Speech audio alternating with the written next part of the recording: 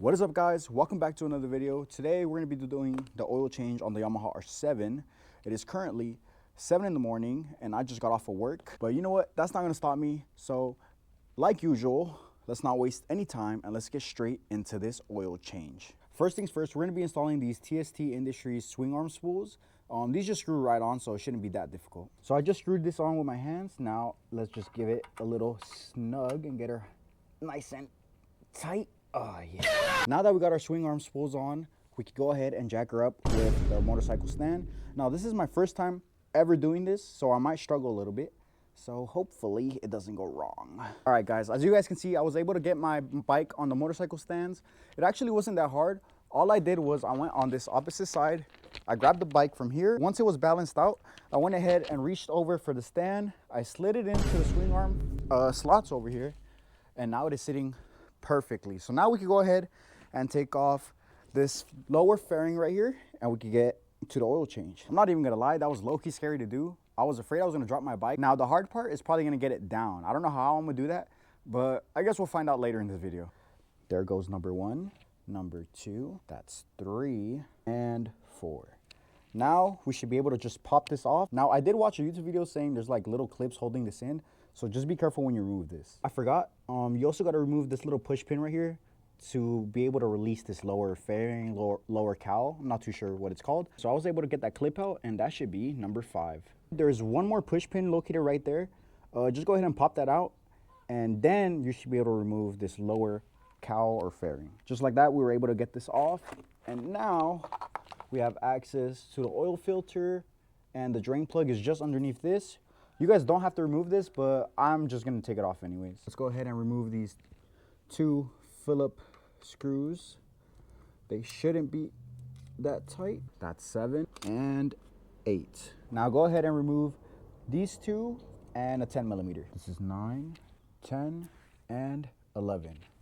Now we should be able to just pop this off. There we go. Now we have access to the oil drain plug and the oil filter. Let's go ahead, grab this 17mm that goes right here, and make sure you are loosening and not tightening. And we're gonna go ahead and crank this. Oh, damn.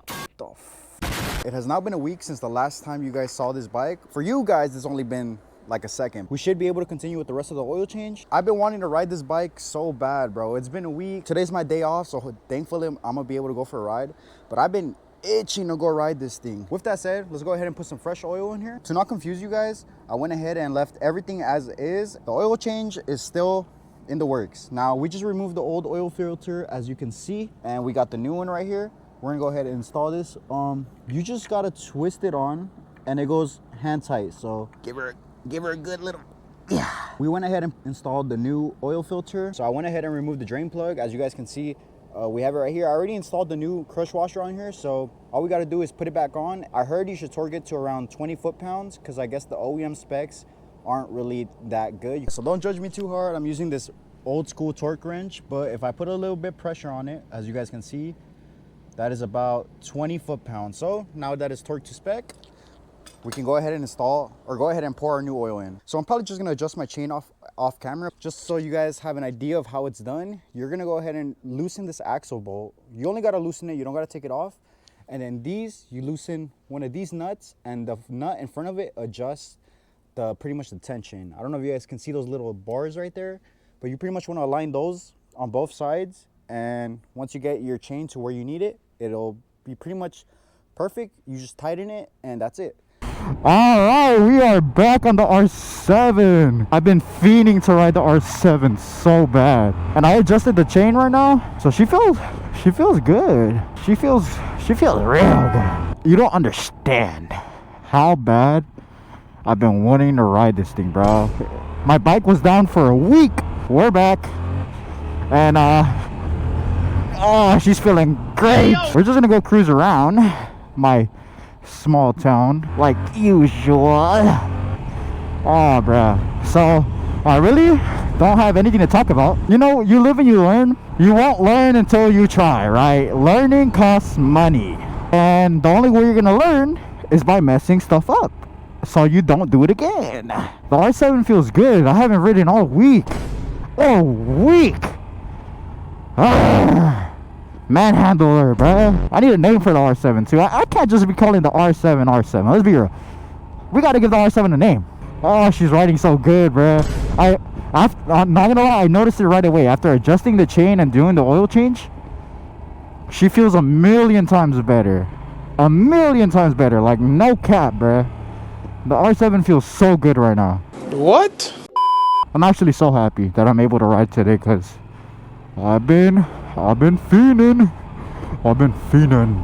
We're just gonna go jot around, you know, have a listen to my internal thoughts, because what else am I gonna do? I got nothing better to do. But now that we've done the oil change and the chain adjustment, guess what's next, guys? We're gonna be installing the fender eliminator. And like I said, there's a little twist to the fender eliminator.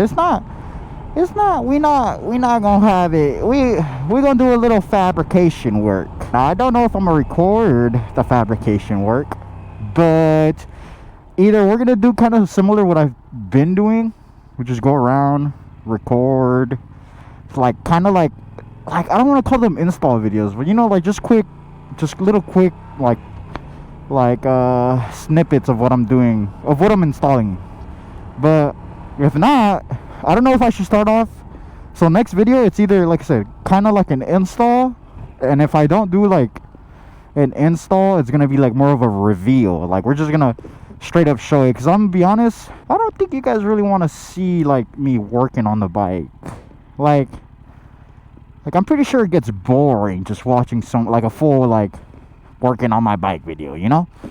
So I'm debating between a reveal or just little snippets of me working on the bike. But let's take a look at the R7 real quick, you know, get into the usual spot. And oh my lord, oh, she's looking good.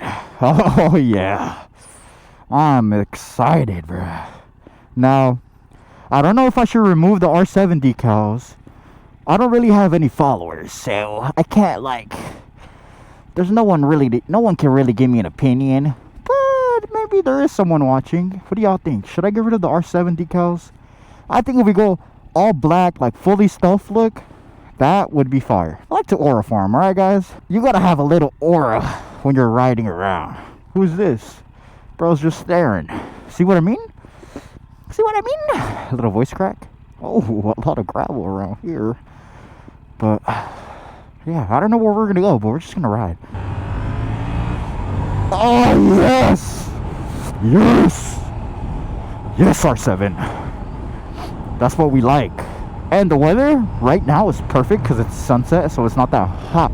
But how has everyone... Oh! Why are you coming fast? A little speed bump. This lands on the GoPro so wide angle that you honestly can't even tell when I'm going up a hill or down a hill or when there's a speed bump. It's not good for showing elevation change. Should we go hit the back roads again? Like last video? I guess. There's nowhere else to really go. Alright. I never thought I'd miss riding the bike this much. Kind of like I mentioned, I'm more of a car guy. But I've just been wanting to ride the R7 so bad, bruh. Like, so bad. And now I'm finally on it and I'm happy. I don't gotta go ride around like a little regular car, you know. Like, the R7 got a little kick to it, you know. It's not the fastest thing in the world, but it's fun. It's fun, and having fun is all that matters. No destination, just us and the wind. But I want to learn how to wheelie, and honestly, I've been practicing my clutch ups. I've been practicing my clutch ups, but I feel like my clutch ups suck, bro. Like, they really suck. Like, I'm able to pop off the ground for like maybe a second. Like, I don't know if I'm scared to commit and go higher, or I genuinely just, my clutch ups are bad. I want to learn how to wheelie. Hopefully one day we're able to wheelie. So like I said, guys, I want to aura farm. I want to get some B-roll of me like popping a wheelie, having some fun. But with that said, always be safe. Always be safe. Don't be putting yourselves in danger. These are probably the best type of videos to film. You got no plans, no nothing. You've been itching to ride. You go for a ride and you're just cruising, enjoying the weather, the scenery. I think that's the best. Let's give her a little. Oh yeah.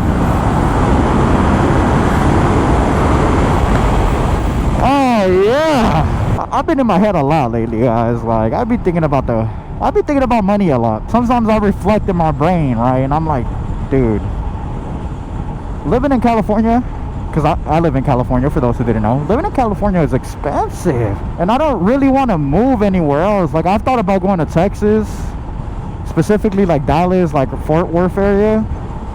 But I don't know, like I'd be watching, like a lot of motor vloggers are from Texas, and I'll be watching like some motor vloggers from Dallas, and I'm like, it doesn't really catch my eye. Like, it doesn't appeal to me. I really love Cali, bruh. Like, honestly, ideally, I would want to live like maybe Orange County. I honestly don't got the funds for that, bruh.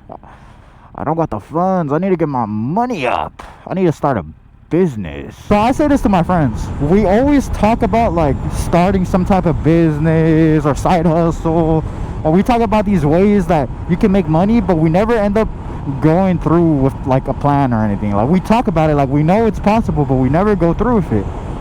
And I guess I kind of just want to say, like, you will never know if you're gonna succeed until you try, right? And I guess for me, it puts me in that situation because, like I said, I'm a stingy dude, bro. I don't like losing money. I don't really like taking the risk like that, you know? But you always hear people online, take the risk. But, like, I know they're right. Like, I know you have to take the risk. I know you gotta really just put in some effort and be willing to lose some cash. Because let's say you start, like, something simple like a clothing brand, right? And you get, like, 100 t-shirts made. And you only sell like 10 of those shirts, right? Maybe you made your money back, maybe you lost some money. And that's kind of what I'm getting at, where like I would like to start something, but I think I keep like speaking this fear into myself where like it's not gonna work out, I'm not gonna make money, I'm gonna lose money, and it's gonna set me back, and I'm gonna have to work and stack up hours again, or stack up cash again, and then try again, you know? But that's literally the whole process of becoming successful, is you're not gonna succeed first try, and if you do, how long can you keep it up for, right? Let's try to pop it up right here. Let's see if I got it. Yeah, nah, I don't got it, guys. Where's the power band on the R7? Let's see, 6K. Oh yeah.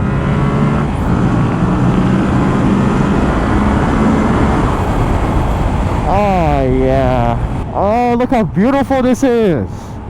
Empty road.